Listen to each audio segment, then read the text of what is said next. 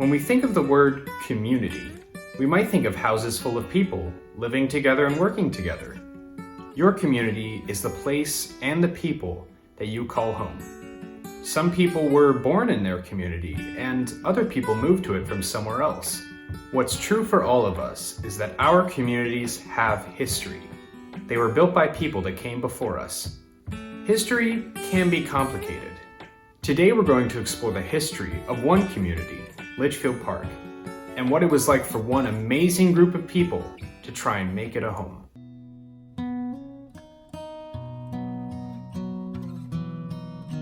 The greater Phoenix area, known as the Salt River Valley, wasn't always the way it is today.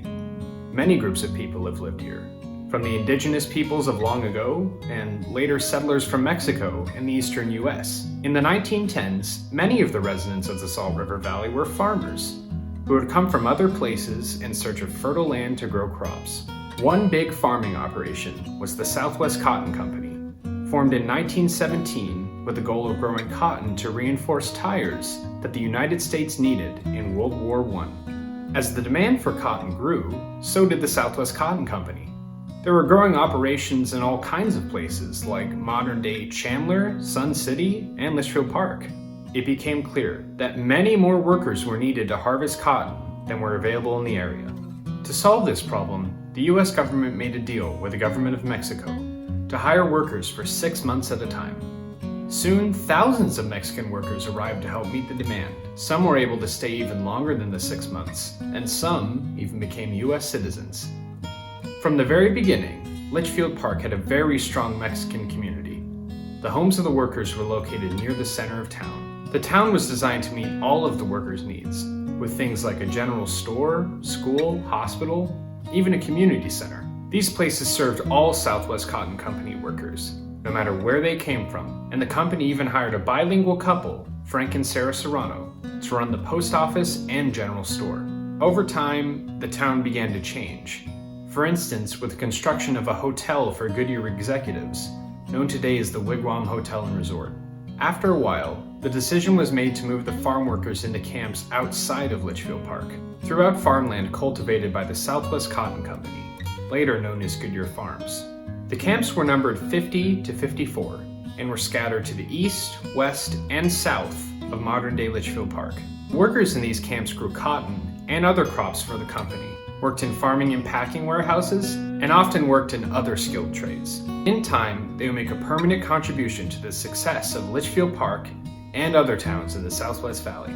So, what was it like for the farm workers to live in these houses? Well, first and foremost, indoor space was cramped. The four walls were about 20 feet on each side, which is about the same size as 2 average bedrooms. For families with multiple children, this was certainly small, but many end up making changes to their houses to make them a little roomier and a bit more like home. In the mornings, mothers would make flour tortillas and beans for their families and anybody else that happened to come around. After breakfast, more often than not, anybody that was old enough would head out into the fields to pick crops. The work was very hard and there wasn't much in the way of pay. In the summers, just like today, things would get very hot. People would often sleep outside at night where it was actually cooler than it was inside the houses. In the evenings, families and neighbors would gather for dinner, singing songs and telling stories as the heat of the day faded. Children would have plenty of friends to play with, chasing each other down long dirt roads and playing marbles. You might wonder why people want to live in such a tiny house, working long hard hours without even making much in the way of pay.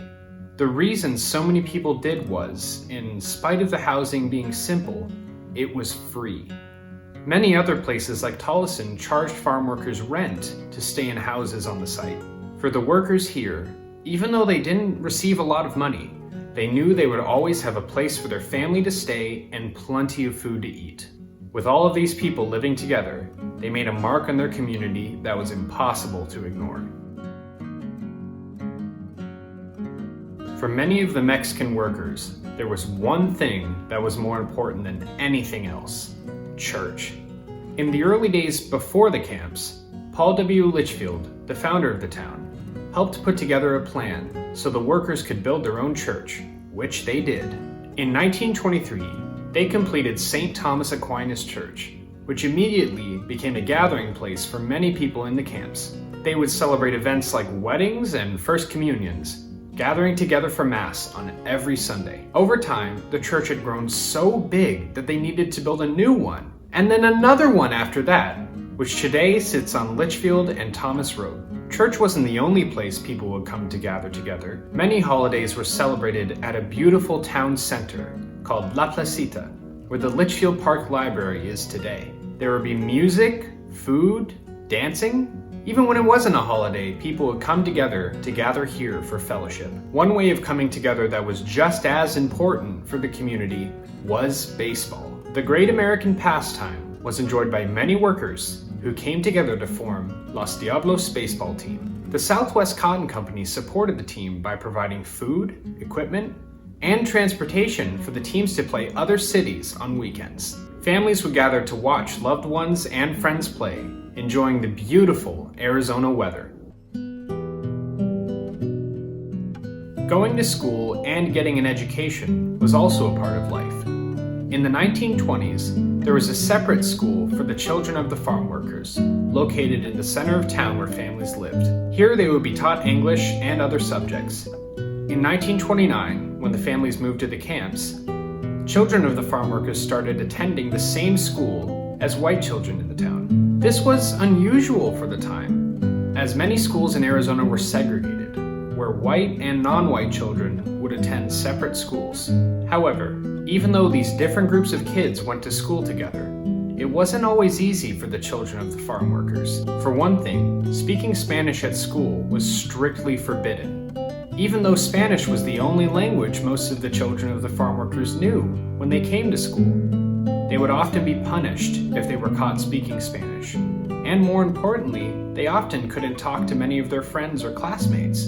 In addition, Mexican students were required to attend 1 year of Americanization classes, where the school would teach them English and other things that they felt were important. Even so, the children of the camps got the opportunity to receive an excellent education, with plenty of time set aside for their other very important duties.